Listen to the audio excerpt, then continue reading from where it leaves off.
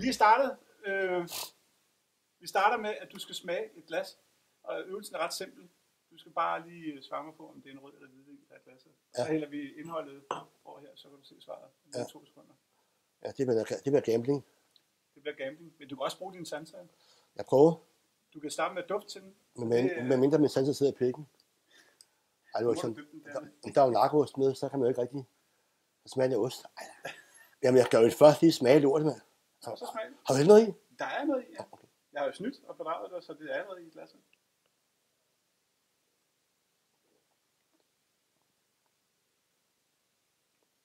Det er rødvin.